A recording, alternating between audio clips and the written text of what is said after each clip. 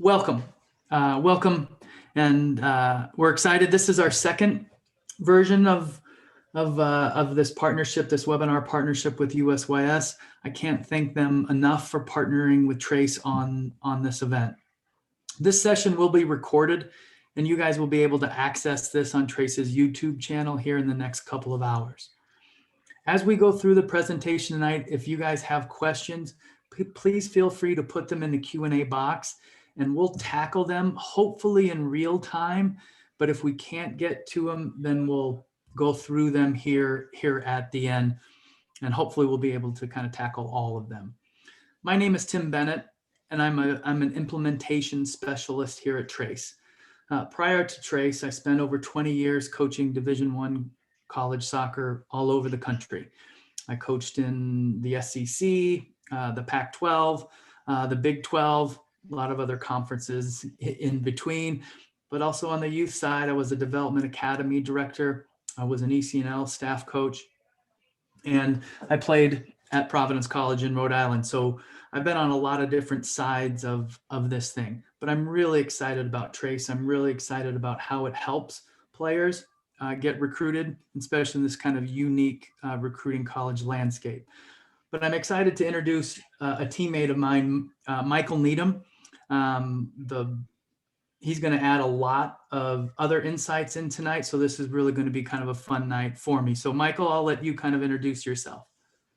Yeah, well, thanks, Tim. My name is Michael Needham. I've been at Trace now about 8 weeks. Came most recently from The Ohio State University, where I was an assistant coach and recruiting coordinator there. I also had the opportunity to be a head coach at the University of Rhode Island and started a program at New Mexico State University. Also spent time in the Mountain West Conference at the University of Nevada, Las Vegas, and in the Colonial Athletic Conference at George Mason University.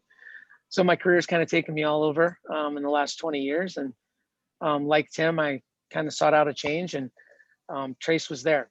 And the vision behind Trace and everything that Trace is doing is absolutely goes to my core, and that's to help players develop and help players find the right fit in college. So I look forward to sharing some of my insights tonight and working with Tim. Even though he's a Providence Friar, I actually am a University of Rhode Island Ram, and two schools don't care for each other much, but tonight we're working on the same team. I was going to say something, but you stole a little bit of my thunder, but that's all right. And even though we are our rivals, we do share some passion. We are very passionate about the education of players and parents in this recruiting process. And we're just as passionate about the use of technology for individual and team development, but also for this process. We know what the past year has been like on the youth landscape. And we know the impact that COVID has had on our landscape, in particular with dead periods, canceled tournaments, showcases, league games, ID camps, everything. But the good news is college soccer is still being played. And that means that identification and recruiting still must go on. And it's like a game in many ways. Like the opposition changes shape, or you got a different individual matchup, or maybe you're down 1-0, or maybe one of your teammates gets sent off. You've got to find a way to win. It's a new obstacle, so we've got to find a solution. And that's what we're going to do tonight. We're going to find a way to win. We're going to find a way to overcome these new recruiting obstacles. In particular, we're going to discuss how to create a highlight playlist focusing on your specific position. And but before we dive into it, I do want to thank USYS for providing video for these particular events. This is great. This is a massive first step. The next couple of steps are up to you, are up to the player, and Trace is here to help. So before we kind of dive into things a little bit more in depth, we've got to figure out what college coaches are looking for. What makes up a college coach's evaluation of a player? It revolves around 4 basic elements. First is the technical aspect of a player's game: dribbling, passing and receiving, shooting, heading, long-range distribution, short-range distribution, defending, individual defending, small 2v2, 3v3 type of stuff. But not just it's got to be done in pressure. And that's really, really important. Anyone can put some type of juggling stuff together. This has got to display your technical abilities and pressure. That's what coaches are looking for. And besides the tactical part of your game, they're also looking for the tactical side of it, your individual decision-making abilities. Where are you running? How are you covering? How are you adjusting? How are you adjusting to the movement of the ball? How are you pulling away, trying to find open space? Those things are really important. The third aspect of a coach's evaluation is the physical. And it's not just your athleticism. It's not just how far you can run, but it's your soccer specific athleticism. And the last aspect of a college coach's evaluation is your academic piece. But also included in that is your social aspect and your character. And no one greater element can be weighted more than the other. They're all four equally valuable. So now what we know what coaches look for, or what they base an evaluation on. But how do we get evaluated now in this COVID-19 impacted landscape, since there are very limited or non-existent live recruiting opportunities? How do we recreate an in-person recruiting opportunity? We know that COVID-19 has accelerated the usage of video and player identification for college coaches. And video is like the simple answer to this new landscape, but it's a lot more complex than that. And actually, prior to COVID, just a year ago, video wasn't really that big of a deal in the process. It was all based on seeing a player play live. And if video was part of that process, it usually was just a highlight reel, which really doesn't do an adequate job of presenting all sides of a player. It's a really incomplete picture, actually. It's really just your best moments, right? And nobody plays perfectly. So it ends up being a very stagnant picture.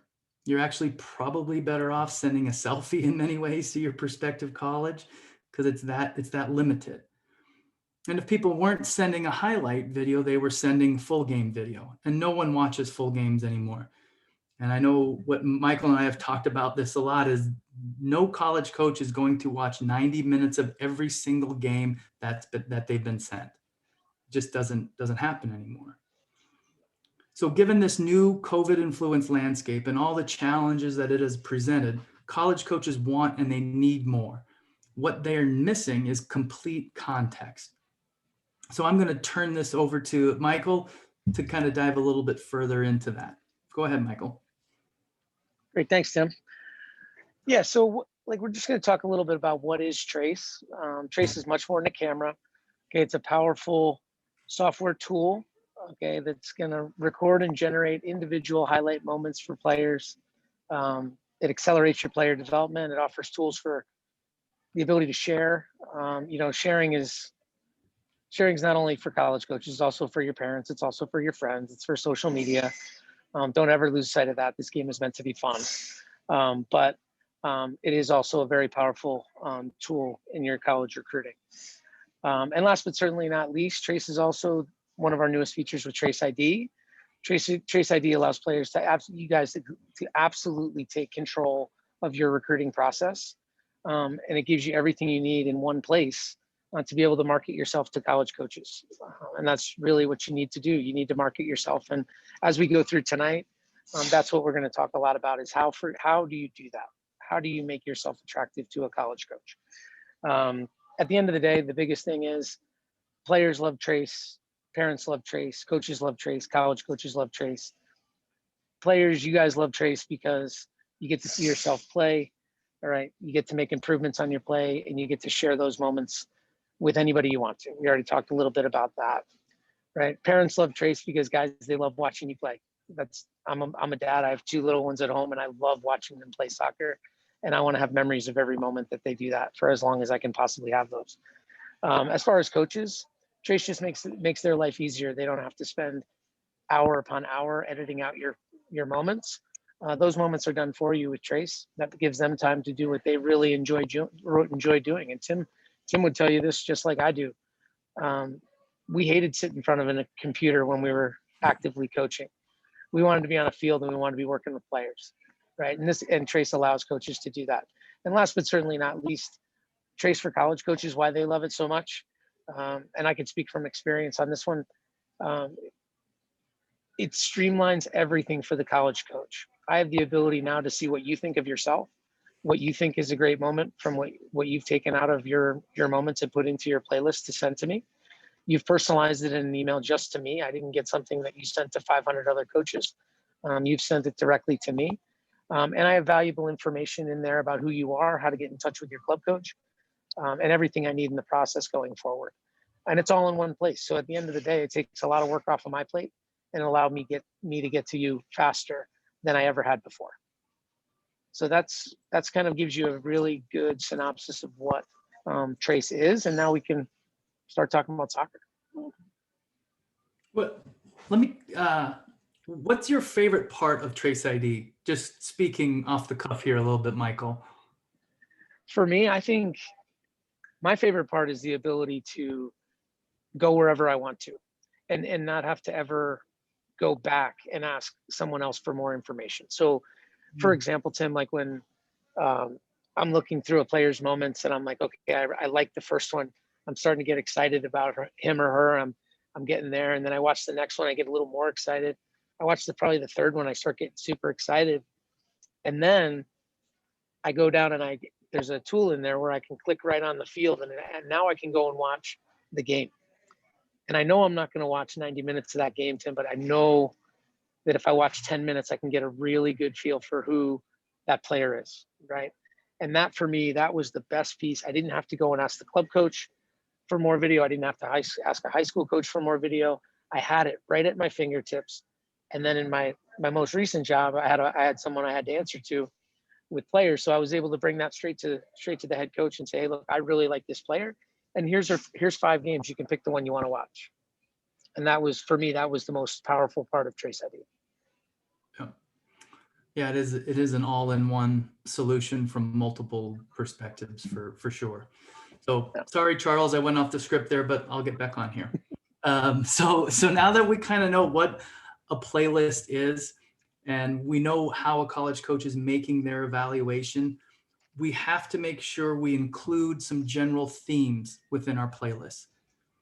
We have to make sure that the playlist includes moments of players in possession, moments of players out of possession, and then transition to attack and transition to offend. Those are the 4 moments of the game. You're not just going to go to school based on one moment or one particular element of the game. You're going to go based on your complete game. So your playlist needs to reflect those 4 moments. But you also need to showcase some individual characteristics. You've got to show your intelligence, your game understanding, and your individual decision-making ability. And I can't stress that enough, that a lot of the times when you go to the next level, this individual decision-making ability is kind of the razor sharp line between success or winning and losing. The other thing to showcase within your playlist is initiative. You got to take risks. You've got to make an impact. No coach wants a person who is just always squaring back and safe, obviously depending on position and game objectives, but you've got to have a willingness to make sure that you leave your mark within the game. And then the last 2 that your highlights also kind of have to showcase is your technical ability, as we mentioned just a little bit ago. But it's your technical ability under pressure, which obviously helps with those individual decision-making abilities. And then the last bit is the physical side of things. So now that we kind of have some generalities of what themes should be in our playlist, let's dive into some more position specific. So Michael's going to kick it off here with our goalkeepers. The goalkeepers are the number one. So what college coaches want to see? So we started to rack our brain and talk about this. And there's a lot of pieces to being a goalkeeper. And there's the best way I've ever heard it put is goalkeepers aren't just shot stoppers. Okay, goalkeepers are goalkeepers and they have to play the position. Okay, not just do the one thing that everybody sees. So I think the first part that we would talk about would be a goalkeeper's ability to read the game. Yeah, how do you judge balls in the air? How do you manage those difficult situations? How do you manage your back 4? Can you stay connected to the back 4 intercept long passes that are played in behind? Okay, are you smart enough to see when a ball is going to get slipped in behind the back four? Can you meet that, come out and get it before the attacker can get there? Those things that you can do in reading the game that allow you to play the game without having to make a save. I think those are things that go unseen a lot, and your ability to show that off is very important. Already mentioned shot stopping. I mean, clearly that's a huge part of the job. I think, I think the save that always gets lost is the routine save. But those are the ones you have to make. And the highlight reel save is the one that is nice to have. That's the one that wins the game maybe for your team. But that routine one, or the one that everybody else thinks is routine, that, is kind of a tricky save, but you still make it. Show those. Your 1v1 ability, are you aggressive off your line? Are you cagey in your approach? How do you come and get a ball? How do you take a ball off someone's foot? Are you getting into the player's feet at the right time? Those are all things you're going to want to show. How do you manage the ball on the ground when you're in a situation when someone gives you a back pass and quite frankly, it's not a good one? Do you just automatically run out and kick it as far as you can? Or are you composed enough if the game tells you take a touch and play out the other way? Or if the game tells you, it's time for it to go, it's time for it to go. But if you can always show those moments within the context of what you're sharing in your Trace ID. Absolutely. And you're going to need to be a quality goalkeeper and to play the position, you have to be a leader and you have to be a coach behind your back four. You have to take control of that group. It doesn't mean you have to scream and yell and jump up and down. Some of the best goalkeepers are quite soft-spoken, but you have to be able to take control and have the respect and trust of that group in front of you. And you do that by being a leader and a coach behind them. And last but certainly not least, okay, most coaches now are going to put an onus on building out of the back. However, if you do have the ability to hit the ball 80 yards, they will like to see that, because the game will dictate. If the other team decides they're going to press us, the first time you kick it 80 yards, and I know you can do that, the other team can't press us anymore. So that is a really valuable thing to show. And this moment that we have right here is actually a great example of a goalkeeper. This is a very good moment. So the ball builds through midfield and ends up in a wide area. You don't really see the goalkeeper yet. Yeah, but she's going to do a great job of seeing an early cross, make a good decision to stay, meets her feet, sets her feet, and then the highlight reel comes in. Okay, but the real highlights in that, for anyone who knows what they're looking at, is her reaction and the moments leading up to the big save. And how does she do that, right? She sees the ball's going to go in there. She sets her feet, and now she's ready to make the save. She can't make that save if she's not ready. Okay?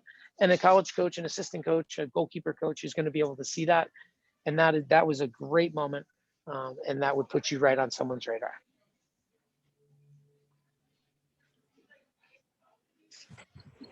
Awesome.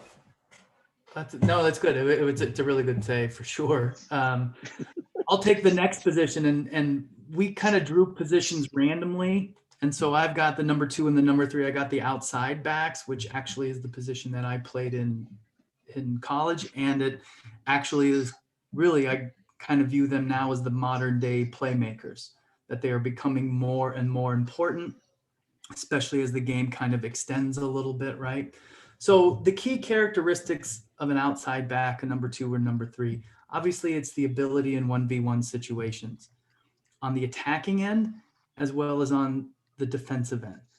And it's a little bit more than just going into a tackle and playing hard and being physical, but are you making the right decisions when to tackle, when to regain possession, and can we play out of that type of aggressiveness?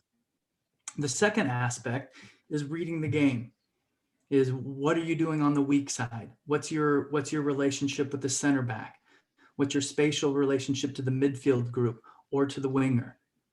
And always adjusting in relation to the ball on the attacking end and obviously on the defensive end. And then quick decisions. The ability to realize when to go forward, when not to go forward, when to go forward on the weak side, when to maybe overload in the middle, when to maybe distort your shape a little bit. Long and short passing, crucial for an outside back, whether it's the elimination of pressure, maybe it's in the buildup, or maybe it's delivering different types of services into the box.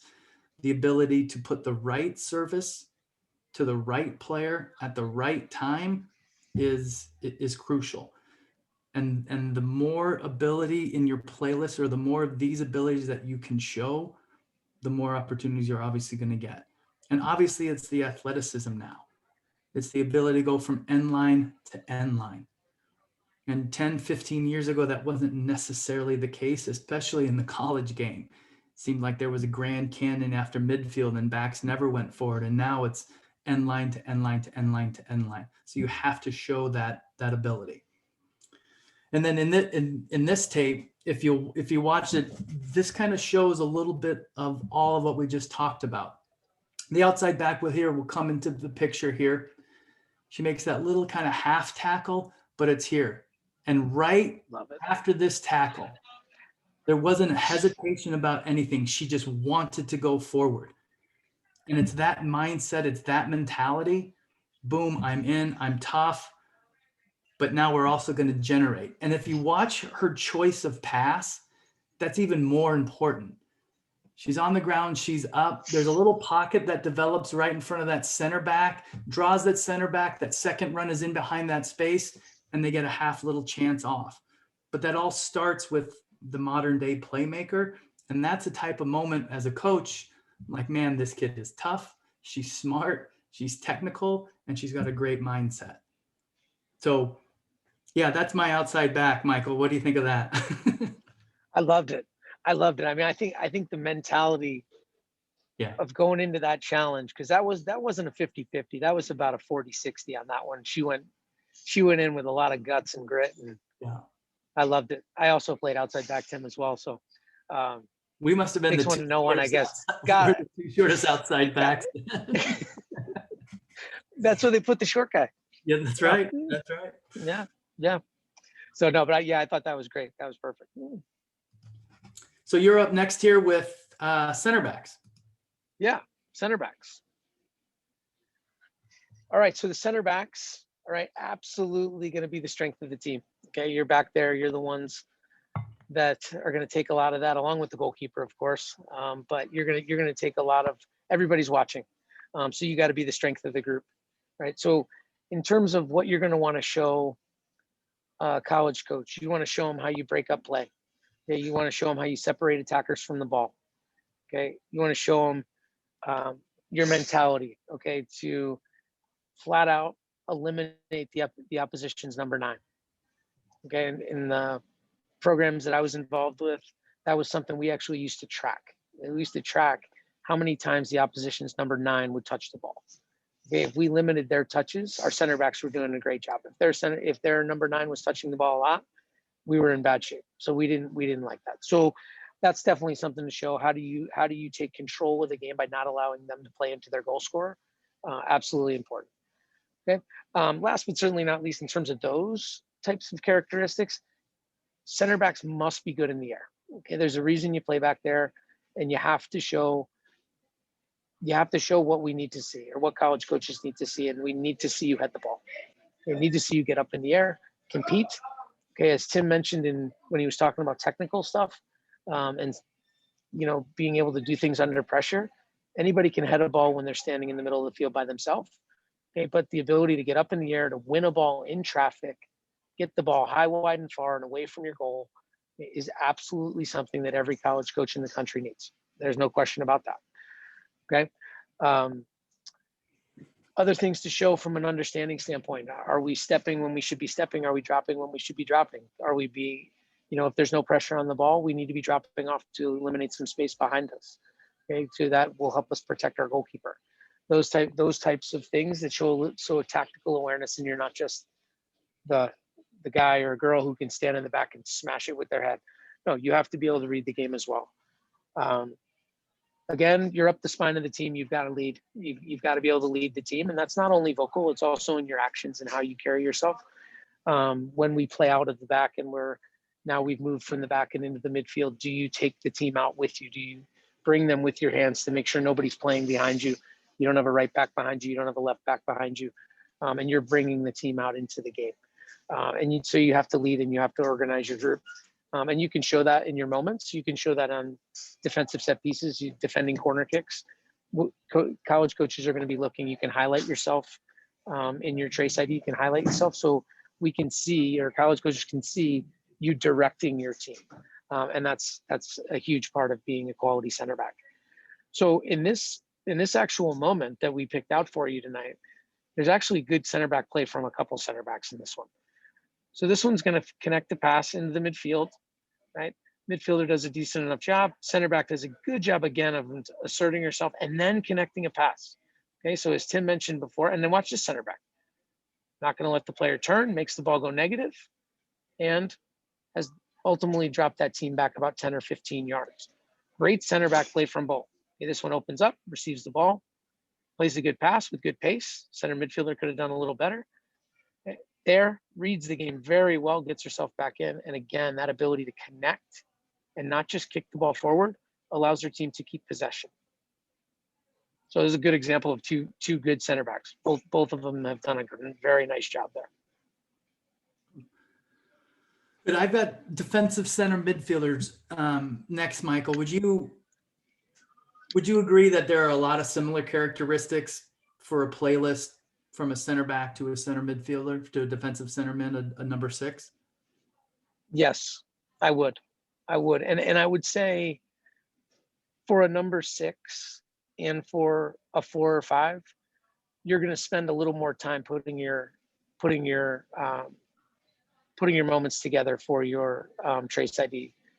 A lot of what you do is thankless work. And hopefully I don't steal your thunder, Tim. But a lot of what you do is thankless work. Okay, you're a coach on the field, and it's hard. Sometimes it's hard to find those moments. But let's see what Tim came up with. No, I agree. It is a true defensive midfielder is, you're right. It's it's thankless work. They're the ones that are in charge of shielding the back four, of not exposing them. They're also the ones on the attacking side that are the link. And so you're right. When it comes to creating a playlist for a defensive center midfielder, we have to make sure that we showcase all of those.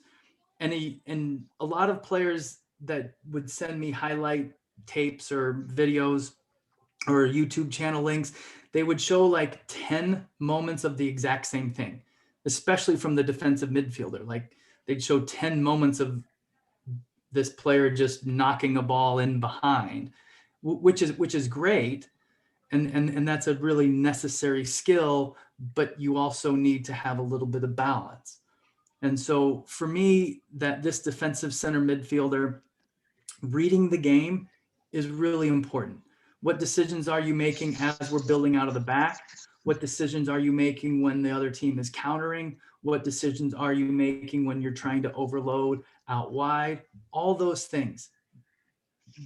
The other aspect, and that's kind of why I brought up the center backs, is we think that the number 6 has got to be this real hard, get into tackles, that type of kind of destructive type of center, defensive center midfield. And that's not the case.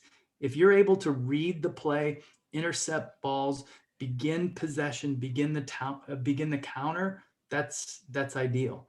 And those are great moments to showcase because they focus right back on that intelligence. So your ability, the defensive center midfielder's ability to regain possession in 1v1, not just tackle and lose it, but let's play out of that tackle.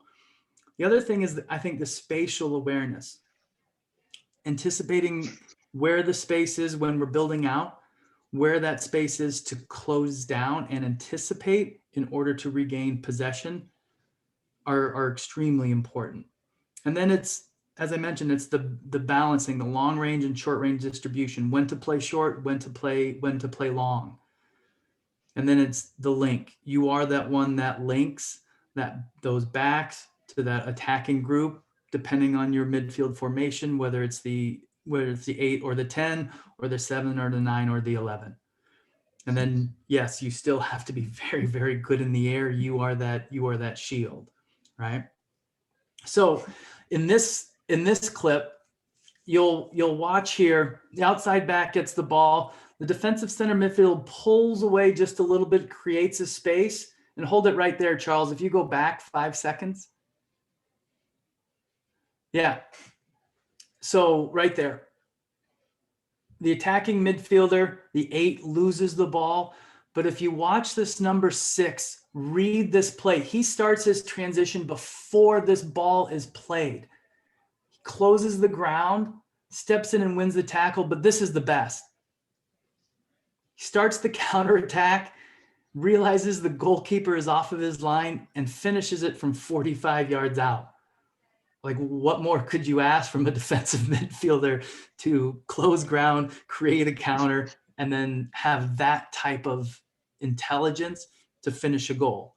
So that probably maybe should be number 1 on his playlist as he sends it out, because it displays all those really unique characteristics that define a defensive center midfielder. So what's we got the flashy midfielders, right? We do. We got the 8s and 10s coming up next. All right, take it away. We got the piano players coming now. Yes. Yeah, that's a Coach Yeagley thing right there. It is. Yeah. So, so we're going to talk about the 8s and 10s, right? 8s and 10s are the playmakers in the group. They're going to do a lot of the work for us when we have the ball. But there is definitely a distinct difference, obviously, between an 8 and a 10. The 8 there's all different names for them. They're box to box midfielder, the late running midfielder, whatever you want to call them. At the end of the day, they're a creative attacking midfielder, but that also has defensive responsibility, and really becomes a very important part of linking the back of the team to the front of the team. Whereas the number 10, depending on the way your team is set up and how your coach does it, the 10 maybe doesn't defend that much, but the 10 is going to have a lot of the responsibility of creating play and really driving the game forward for us. So I think the biggest ones for me, when you start to show video as a number 10, the moments you want to show are moments that highlight your ability, your technical ability, your cheekiness, your craftiness, your ability to get out of pressure, things that show. The hardest part of a number 10 or an 8 job is you've got to play the game in 360 degrees. You've got to have eyes in the back of your head, and you've got to find moments that do that will show your ability, again, to skip out of a tackle, to find a pass when you're under extreme pressure. Because make no mistake about it, guys, when you're in that role, you're in the opposition scouting report. The other team is looking for you. The other team knows they're not going to let you direct the game. So you have to figure out how to do that. So how do we do that? We do that with dynamic movement off the ball. How do you create space for yourself? So find moments where you've made an intelligent run so you get in between the lines and your number 6 can find you, and then you're off into the other team's back 4. So those types of movements. You're also going to want to show 10s and 8s are responsible for scoring goals. If you remember Clint Dempsey, when he was in the U.S. national team, he was one of the best 8s that's ever played for our country, right? But he was great because he scored goals from the number 8 spot. And he was that late running 8 that scored from distance and did all sorts of great things. So you must show that you score goals. You also you have to show, like in Tim's example in the last one of the number 6, shooting from distance. But that is something that 8s and 10s have to do. Why? Because then that forces the other team now to step and defend us, which then allows us to play the killer pass to put the number 9, the 7, or the 11 in behind the other team. Okay, so do we have the ability to stretch the other team in that way? All right. And then last but certainly not least, how do we fit into the way our team defends? Because everybody, believe it or not, even the 10s, they do have to defend him. The 10s do have to do a little bit of work off the ball. Okay, but a lot of times that will be directing the players that are around them. Do we want to press now? Do we want to wait and then go? Okay, and really kind of become a coach on the field in that sense. So let's look at this moment as it goes, right? And we're going to find this one's great. So the center midfielder is going to work herself into a great spot. All right. Oh. So as we go through, go ahead and Charles, just go ahead and rewind that one real quick for us. You can go right back to the beginning. So she's going to find space and make space for herself, right? So she's kind of gone away and got lost. Now she'll come back. She realizes the defender's on her back. She lets the ball beat her. and off she goes, and now she's into the opposition's back four, and there goes the killer pass. Okay, her killer pass could have been a little bit better, but in the moment, this part right here, this is just class right here. She feels it, whoop, out she goes, she gets on a half turn, accelerates, shows a good change of pace, and then we're in behind and we're causing major problems for the other team. So that's a great picture of how a number 10 could accentuate what she does and what she brings to the game and brings to her team. Some savvy, and then the killer instinct to go in behind the other team. That was great. Love that. Awesome. What do you got, Coach? You got the wingers? I've got the wingers. I got the 7 and the 11. And Nice. I think of all the playlists, these two position, the 7 and 11 are probably, I think, maybe the most enjoyable to put together because they do have a little bit of flash to them. And typically with wingers, we associate 1v1 in speed, right? The ability to go to drive a defender inside, the ability to take him to the outside, to get to the end line. That's what we want to show. And I think you're going to laugh when I ask you this, Michael, but if you put a panel of college coaches together, 10 of them, what do you think the number one characteristic of, let's say, all the attacking players needs to be?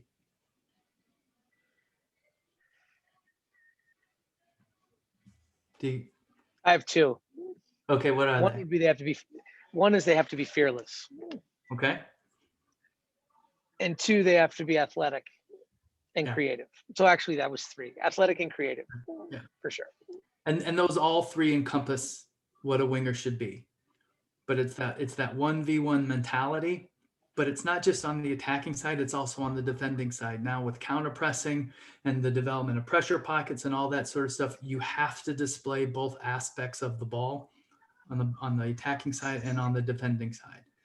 And then different services from wingers, the ability to bend the ball, to drive it back post, the ability to go to end line and cut it back. It shouldn't be the same in your playlist. You shouldn't have the same service again and again and again. You have to display the difference between the two. And then obviously, as Michael mentioned, that overall, that raw power, that raw athleticism, the ability to go right at defenders, not change and hesitate and go to goal. And then just the transition. The thing that also I really like about the ability of a winger is the ability to understand when to pull wide and when to overload the middle. And in this particular clip, as Charles rolls this here a little bit, you'll watch the winger is right here in front of us in white, right at midfield. And he's watching this build. He's pinched in centrally here a little bit, but Paul, pause it right there. What he does right before that is he sets up this outside back that he kind of feints like he's going out wide, and then he creates a little bit of space where he ducks in. He actually opens up the hips of this outside back just a little bit, and you can see that now he's created this lane right there. Hold it there, Charles. And so now as we break from midfield, this is both kind of a nice little chemistry piece too, is here this number 8 is driving at this center back, drawing this center back in. The winger reads this. This is a really intelligent movement off the ball, this outside to in run. Now we've got a little bit of space development. Go ahead and let it roll, Charles. Slips it in. Now maybe he could have been a little bit braver, maybe, but still to me, that's an intelligent run off the ball, and it's great timing to stay on side as well. And so this is a great moment. And maybe you're thinking, oh my gosh, but he didn't finish.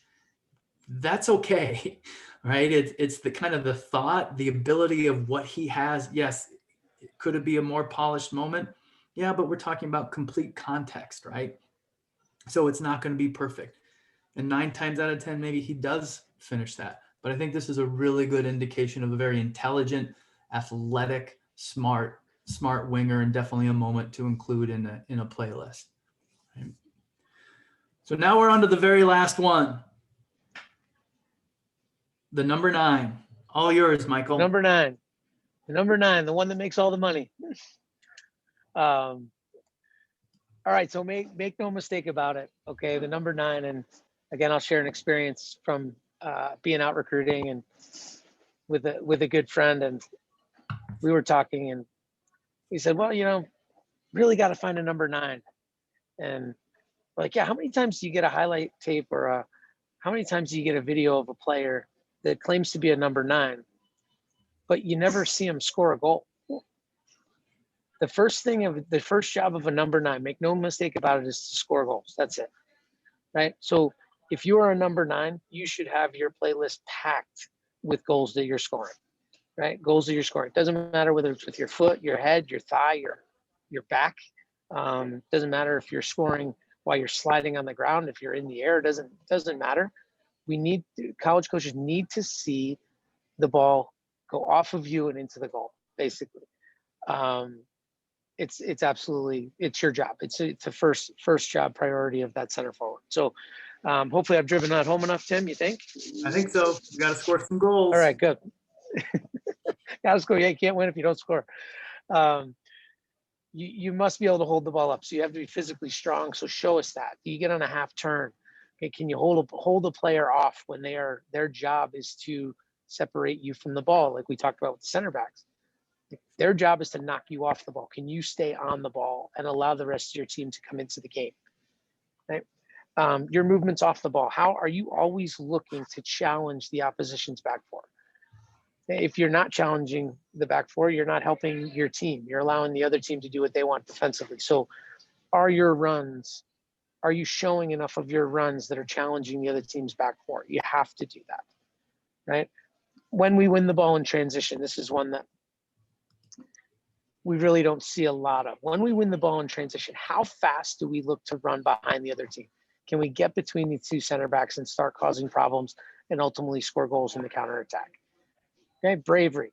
Okay, show yourself doing something wacky, putting your head a place it's not supposed to be, putting your head in between two players and winning a ball to get it on frame, to get a shot off. Okay, again, a ball that gets slid across the front of the goal. There was a great one back in the 80s, Tim, Gary Lineker, that scored a ton of goals, okay, just by being in the right spot and sliding and nipping a ball with his toe. Those are some of the best goals we've ever seen. So, but you've got to be brave to do that. You've got to be willing to put yourself out there a little bit. You must obviously be able to dribble the ball and be able to get some other players involved, because you can't score without service. So making sure that you get other people involved and then get yourself into the box to score. So let's take a look at this moment and just look at what some of the great things that happen in this moment. Right, straight away from the kickoff. This number 9's already thinking about scoring goals. So we connect a couple passes. Right here, she sees a center back get into a bad shape. She's right in between the center backs. She makes sure she stays on side. She's in with the goalkeeper, and she puts the ball exactly where it needs to be. She's in on the near post. So every coaching book in the country would tell you that needs to go in the upper right corner there, and that's exactly where she went. But what we see here is we see a willingness to go behind, and she's only thinking about one thing. She's not thinking about passing here. Okay. Did she have someone maybe she could have found across the goal? Yeah, but it's off the kickoff. It's the first 5 minutes of the game. There's no coach in the country that doesn't want their number 9 shooting that. Right? That's awesome mentality off the kickoff. That's a great moment to show to a college coach, to show, hey, I came to play and I came to score goals and put my team up 1-0. And I think that's awesome. That's a really clear picture of that. That's the 9. That is a good goal. We've got a little bit of extra time, so I thought maybe we'd open up for questions here. If there's any questions, we've got a good group, so go ahead and either throw them in there. Let me pull it up. Yeah.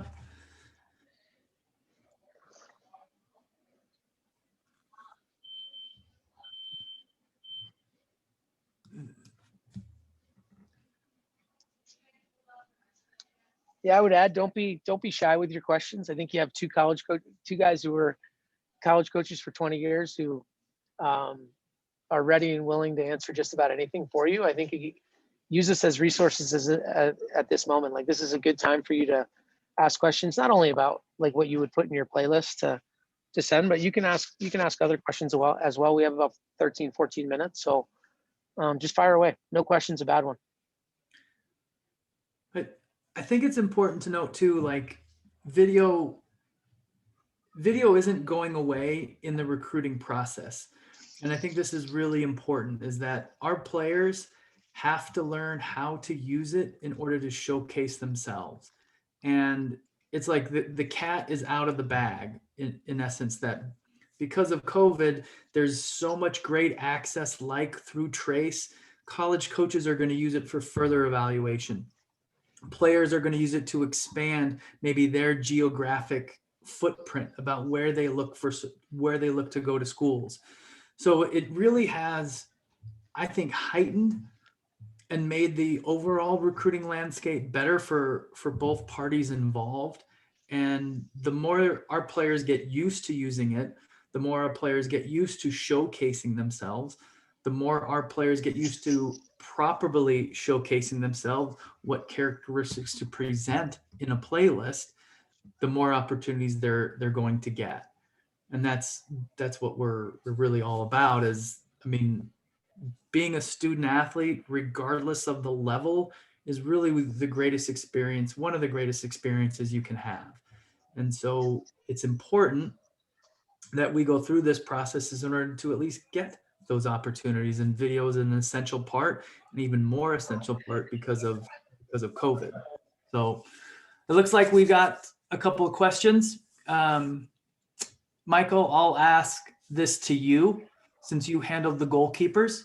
Question is, how does a goalkeeper best overcome a smaller stature? Yeah, I think it's a great, first of all, Sergio, I think it's a great question.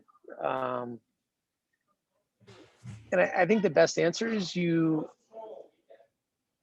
first off, I've had some really good goalkeepers that are of smaller stature. So we had one when I was at the University of Nevada, Las Vegas. She was 5'3". She was a Golden Gloves goalkeeper in the national championship from Slammers, right? She saved 4 penalties in a Mountain West Conference final away.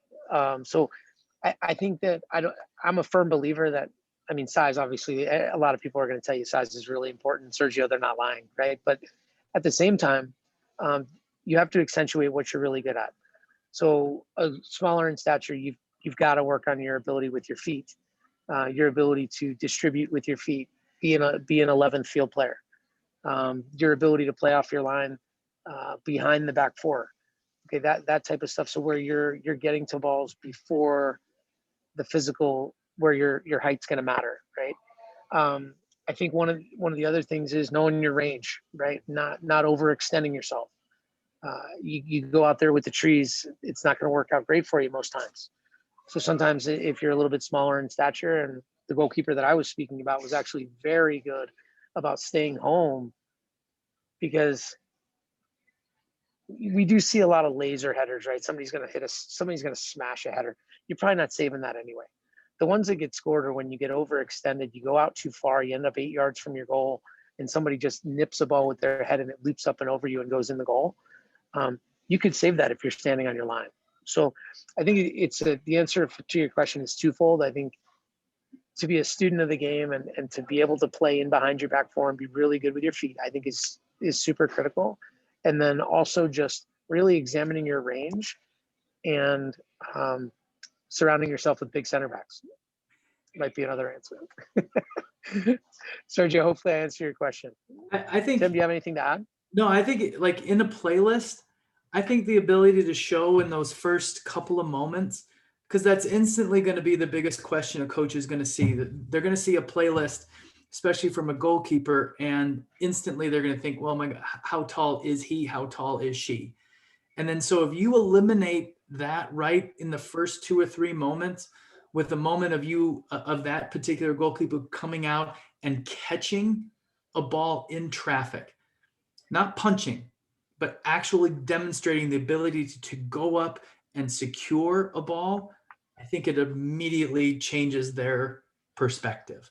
that then they'll start to do a little bit more analysis, and then you can showcase over there. So I think it's just leaning into it a little bit, saying, yeah, maybe this goalkeeper is short, but I still got the ability to read play. I still got the ability to hold the ball and hold the ball in traffic.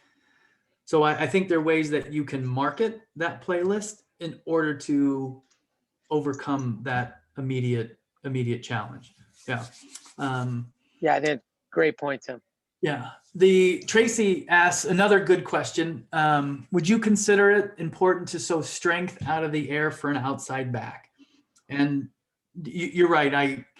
Because I'm a fullback and I wanted to go forward all the time, I forgot about, yes, it's extremely important for anybody really on the field. And I would say, especially in college, given some of the geography, some of the fields, that the game plays a lot in the air, sometimes on purpose and sometimes just out of circumstances. So the ability to be good in the air.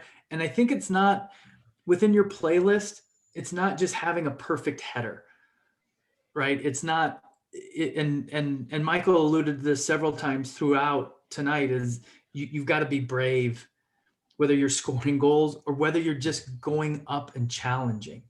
And when it comes to creating a playlist, you're not going to find sometimes a perfect header, but man, if you go up and you challenge and no one wins possession, or maybe your team picks up the second ball, that's still a really positive moment. Yeah, is it not technically clean? Yeah, but you showed that bravery and you were still able to get possession, and then you start to play out from there. So I think it is extremely important, not just for outside backs, but for everyone, just because of the way the college game sets up. Would you agree, Michael?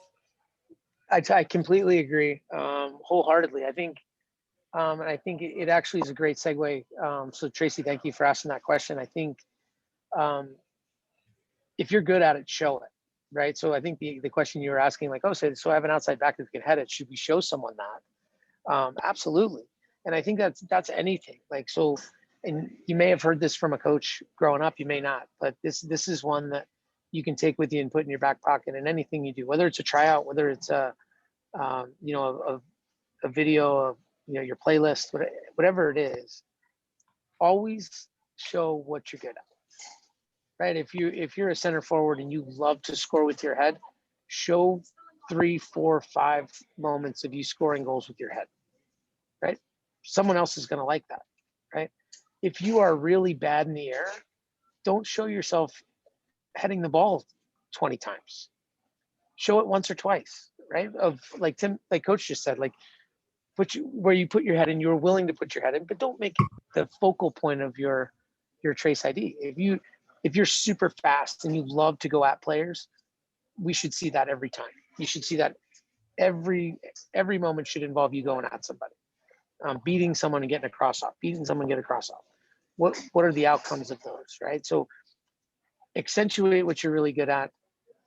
Don't show a bunch of stuff that you think someone else wants to see all the time. Show the stuff that you're really good at. I think that's probably that. I mean, if I had to give any advice through this whole thing, I think that's the thing. You know who you are as a player, and how do you get that across to a college coach? And yeah, just stay where you're good. I think that's some of the best advice I ever got. So thought I would share that. Well, let me ask you this, Michael. Do you, when you're selecting an individual moment, and let's say you are serving a ball in and it's a great service and you beat someone 1v1 and there is no goal and it doesn't end up to be a perfect moment, is that something to include? Yeah, absolutely. I think you're not, you're dealing with someone who's trained to watch these games and understand who the highlight reel is, or the highlight playlist is coming from. So if it's coming from an outside back, the outside back skins 3 players going down the line and whips a perfect ball in, but the number 9 puts it in the parking lot. That's not the winger or the outside back's fault. They've done everything they can to contribute to that. I've probably stopped watching by the time the ball gets to the center forward. So if it 2-3 or 7-11 sends me moments, I'm looking at to see, can they break down a defender? Can they get to the end line? Can they whip in a service? Are they picking the right one?